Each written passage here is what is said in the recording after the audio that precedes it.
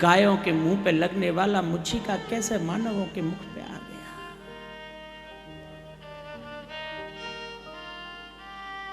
गलती तो हुई है, भगवान ने रक्षा की है, अब सुधर जाएंगे। लेकिन देवता अब भी नहीं सुधरे।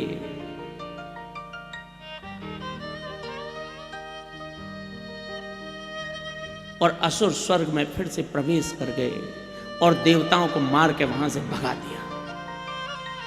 अमृत पिए हुए देवता भयभीत होकर डोल रहे हैं।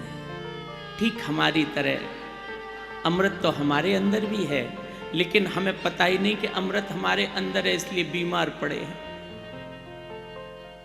ऐसे ही देवताओं ने अमृत पिया था, लेकिन उन्हें विश्वास नहीं हो रहा था कि हमने अमृत पी लिया है, इसलिए कोई भी आके उन्हें मार के चला गया। आपके पास जितनी शक्ति है उतनी किसी के पास नहीं है। सिर्फ आपको अपना मन बनाना है, फिर संसार का कोई कार्य आपसे दूर नहीं है। सिर्फ मन का मीटर सेट करना है। जैसे ही मीटर सेट हुआ सिग्नल पूरे आएंगे, और सिग्नल पूरे आते ही सीधा कनेक्शन बन जाएगा ठाकुर जी से।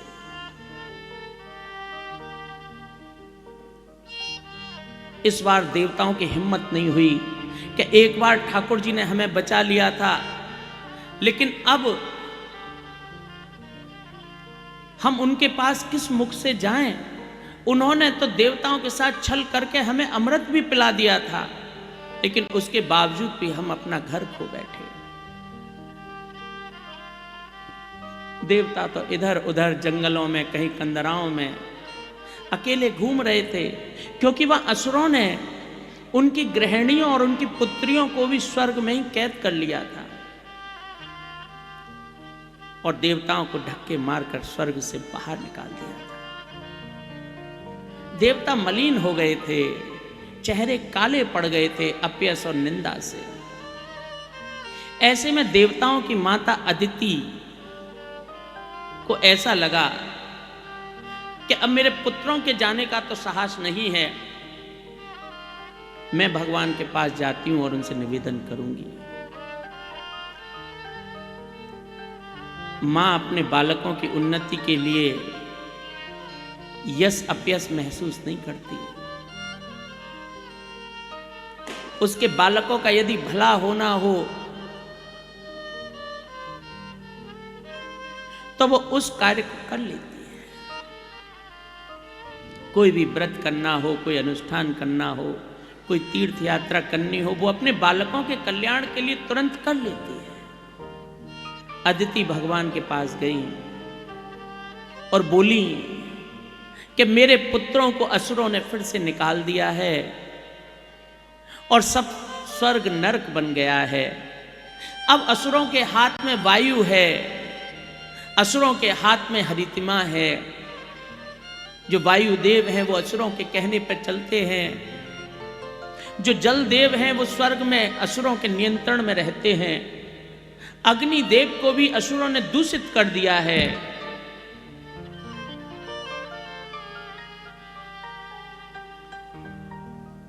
भगवान विष्णु से जाके अदिति ने ऐसे अपने बालकों की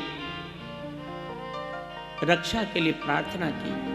लेकिन दूसरी ओर एक दूसरा मसला डेवलप हो गया कि राजा बलि जो असुरों का राजा था,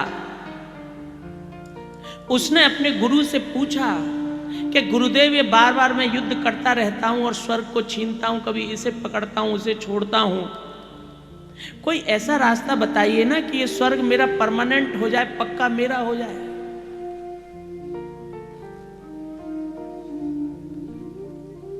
कोई ऐसी तरकीब भी तो होगी। इंद्र भी तो कैसे राजा बना। गुरुदेव ने कहा कि अब असुरों को सद्मार्ग पे लेके चलते हैं, बहुत पाप कर लिए, अब भगवान के दर्शन करते हैं। उन्होंने कहा यज्ञ करो, अश्वमेध यज्ञ करो।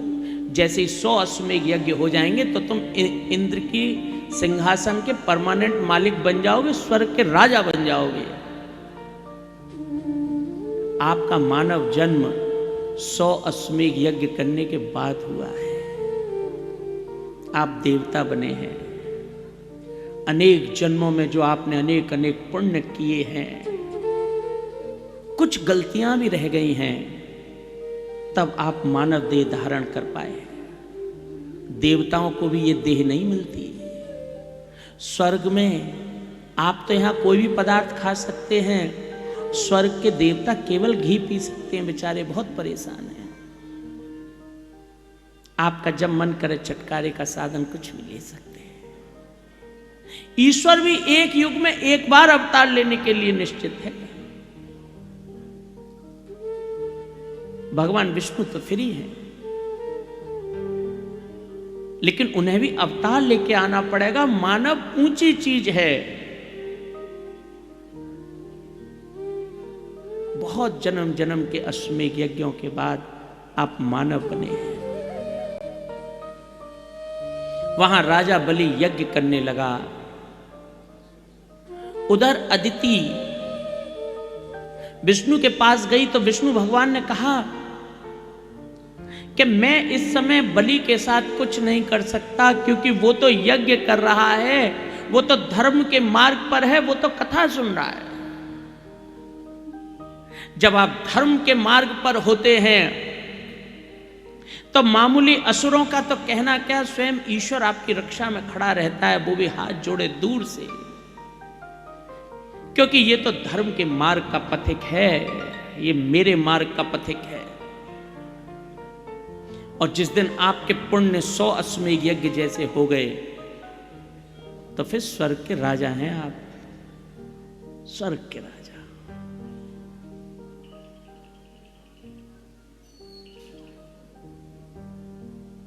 भगवान विष्णु ने कहा मैं उससे अब छल नहीं कर सकता, मैं उसे हरा भी नहीं सकता, क्योंकि वो तो यजते पुरुषम परम यज्ञ कर रहा है, उसका अब कुछ नहीं हो सकता। पर हां, मैं अपने भक्तों की रक्षा जरूर करूंगा। कोई भी स्थिति आ जाए, कोई भी परिस्थिति आ जाए, मेरा भक्त कितना भी नीचे गिरे, पर मैं अपना दायित्व तो निभाऊंगा।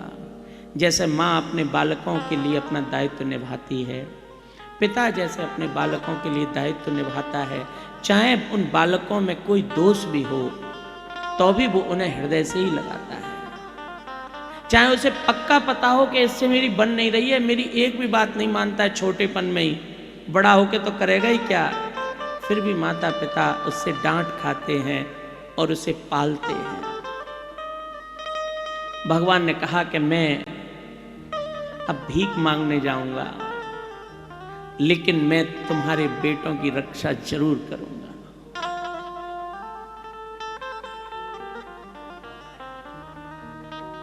भगवान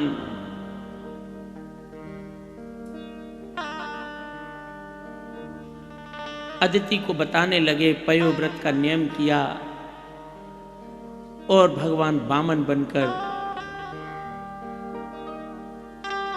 माता अदिति के यहां आ गए।